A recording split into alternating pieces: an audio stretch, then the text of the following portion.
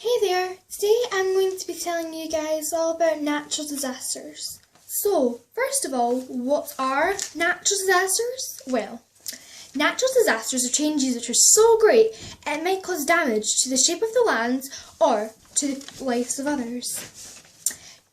Great changes happen deep inside the earth and on its surface. The changes on the outer part of the earth happen because of the different kinds of weather. The different types of natural disasters that you can get are volcanoes and their volcanic eruptions, earthquakes, cyclones, you can get hurricanes, avalanches or landslides, you can get floods, droughts and forest fires or bushfires. I'm going to take you through all of them. So, let's start off with volcanoes, shall we? A volcanic eruption is when the volcano heats up and the lava starts squirting out of it and gases come out as well, which is quite good, and it comes out of the opening of the Earth's crust,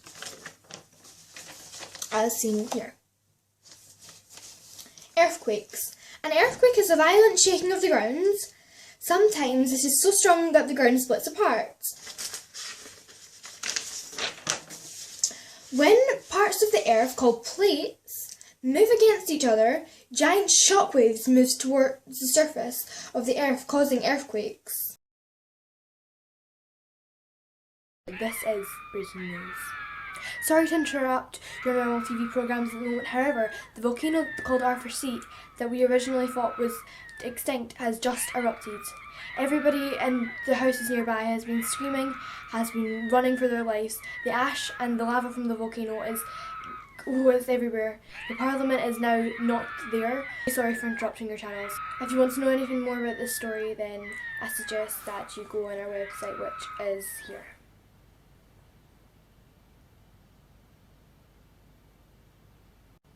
Now I'm back at the studio. I would now like to interview one of the people whose houses was destroyed after this tragic event. I will be interviewing Sandra Morsko. She has got a lot to say on this. So Sandra, what were you doing when this event occurred? I was just doing the dishes when it all happened. It was just really shocking. I think I was washing a fork at the time. Yeah. And then I just heard this noise and a big rumble of the ground, and it all shook. And I think some of my pictures fell over. I didn't know what to do. I could hear people shouting and screaming from outside, so I ran downstairs and I went outside, and I didn't even lock the door. I didn't lock the front door. Yeah. Seeing what had happened, and it was just shocking. Everybody was just running around the place, and people were screaming.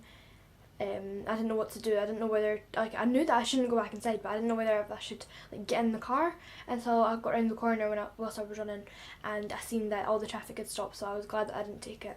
And I just kept running and running. I think I looked behind me a few times, and it was terrible, and I'm just so glad that I made it and I survived.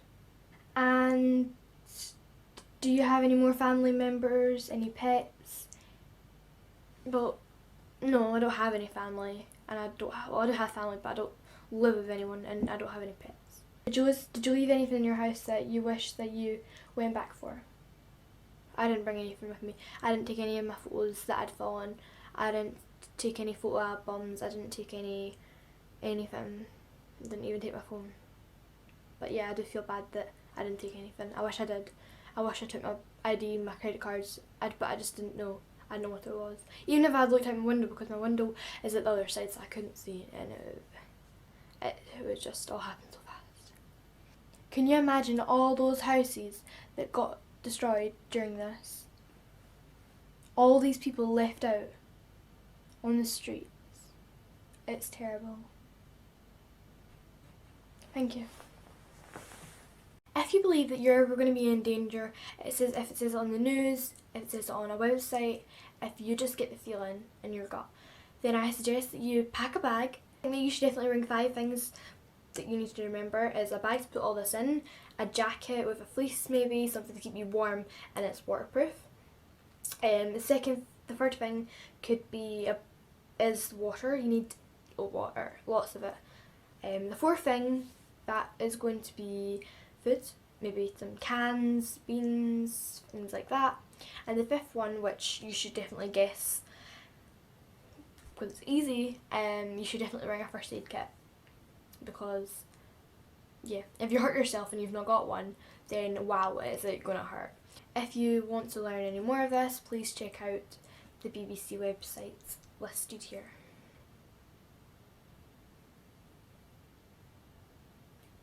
Thank you. Now you're going to see a word search made by one of our producers. It is also about natural disasters.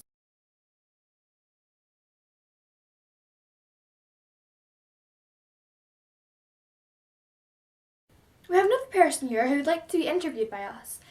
She also had a terrible experience when our first seat erupted.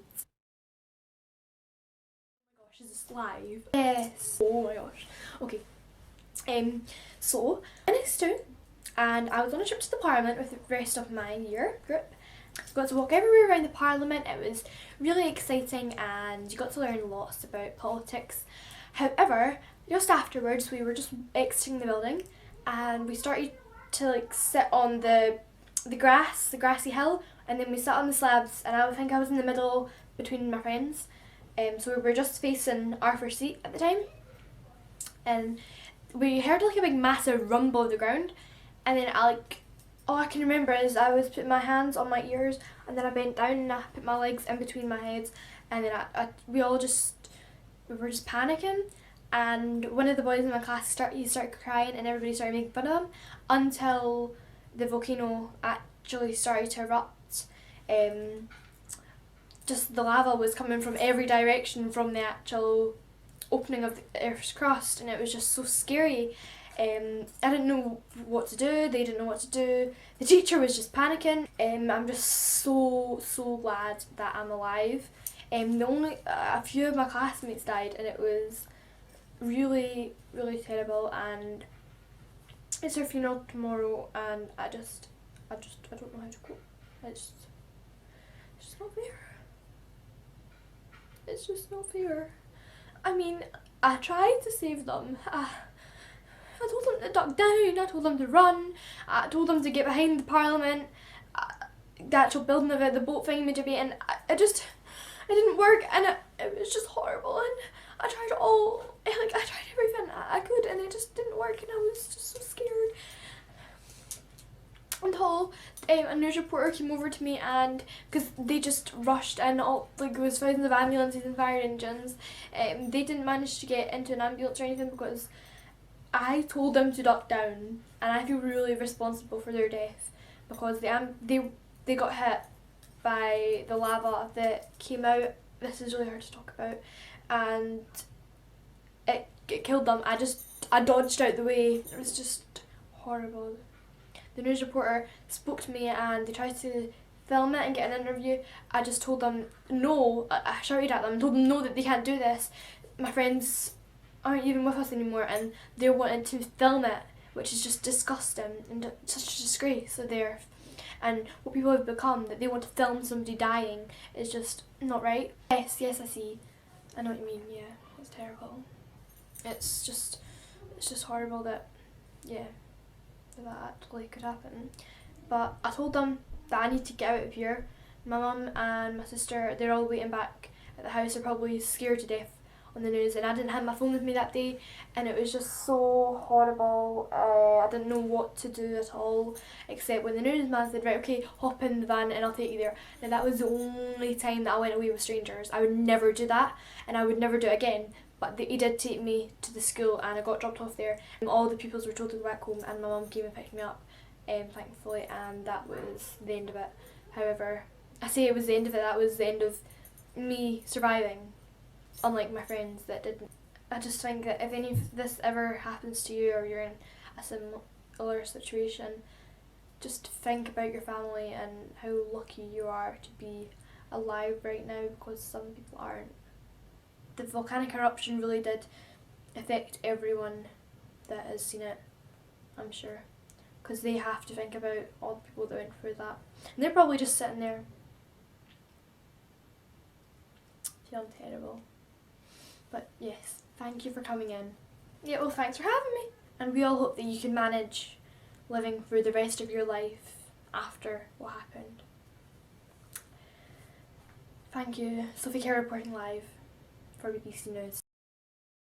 I hope that you and the teacher enjoyed this presentation as much as I did, because I know that I love making it and cutting and editing all the little parts to it, as I'm just standing right in front of a green screen.